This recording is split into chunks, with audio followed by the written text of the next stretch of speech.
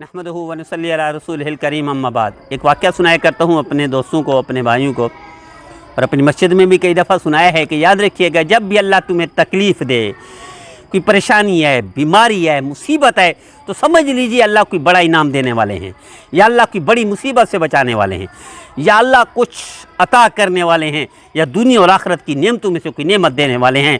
तो हमें जब तकलीफ़ पहुँचे, एक तो अपने बदअमली की वजह से होती है, गुनाहों की वजह से होती है, दूसरा उस पर भी अल्लाह कोई ना कोई इनाम देते हैं, या बख्शिश का सामान करते हैं, या दुनिया की नेमतों में से कोई नेमत अता करते हैं, या कोई बड़ी मुसीबत से बचा देते हैं। ये एक बेहतरीन पैगाम है उसको समझने के लिए। हमारे जानने वाले हैं यहाँ कराची है इसके बहादुराबाद के, एक दफ़ा उनकी मीटिंग हुई इस्लामाबाद, तो इस्लामाबाद जाना था। घर में उन्होंने जिक्र किया कि मुझे 3 दिन के बाद मेरी इस्लामाबाद मीटिंग है, मुझे जाना है। तो उसके अहलिया ने कहा कि मुझे और बच्चों को भी ले चलो, हम मरी घूम लेंगे, आप अपनी मीटिंग अटेंड कर लेना। तो मेरा ठीक है, चलते हैं। ठीक है, सुबह की पहली फ़्लाइट थी। अब ये घर से निकले, एयरपोर्ट पर पहुँचे तो लेट हो गए, जहाज़ रनवे पर जा चुका था। तो ये इनको तो जल्दी थी, मीटिंग बड़ी ज़रूरी थी और सारे घर की टिकटें भी थी। तो जब जहाज़ रनवे पर जा चुका हो तो कोई नहीं जाने देता। तो एयरपोर्ट के अमले ने कहा कि अब आप सॉरी, अब नहीं जा सकते, इसलिए जहाज़ रनवे पर जा चुका है, आप लेट हो गए। अब साहब ज़रे 80,000 की टिकटें थी, मीटिंग भी बड़ी अहम थी, ये लड़ गया। लड़ना क्या था, एयरपोर्ट पर कौन लड़ सकता है। तो थोड़ा दाल भी टूट गया, सर भी फट गया, खून भी निकल आया, मार भी खाई, बीवी बच्चों के सामने जलील भी हो गए, वापस आ गए। अब सारा रास्ता गालियां दे रहे हैं, एयरपोर्ट वाले ऐसे हैं, एयरपोर्ट वाले ऐसे हैं, जहाज़ वाले ऐसे वगैरह वगैरह गालियां देते रहे। अब पट्टी वट्टी भी कराई, कहीं हॉस्पिटल में जाकर घर पहुंचे तो इतने में 1.5 घंटा या पौने 2 घंटे गुजर चुके थे। जैसे ही घर पहुंचे, बेड पर लंबे हुए, सीधा स्क्रीन लगी हुई थी बेड के सामने।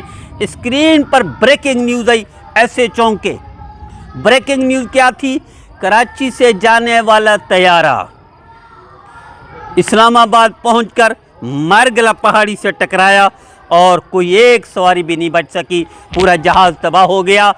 अब ये जो पौने 2 घंटे जहां भी जिसको फ़ोन करता है गालियां देता है, जिससे भी बात करता है गालियां देता है, एयरपोर्ट वालों को, उनको जब 2 घंटे गालियां देता रहा, इलाज भी करवा लिया, जलील भी हो गया, नुकसान भी बर्दाश्त कर लिया। और जब ये खबर पहुंची तो फिर कहते, पहले गालियां दे रहा था, फिर कहते शुक्र है अल्लाह मेरा दांत टूटा, अल्लाह शुक्र है मेरा सर फटा, अल्लाह शुक्र है मैं नहीं जा सका, अल्लाह शुक्र है मेरी बेइज्जती हुई, अल्लाह शुक्र है तेरा कि मेरी ज़िंदगी बच गई। ये 80,000 का नुकसान हुआ टिकटों का, या मीटिंग का नुकसान हुआ, मेरी पूरी फैमिली को अल्लाह ने बचा दिया, अल्लाह तेरा शुक्र करता हूँ।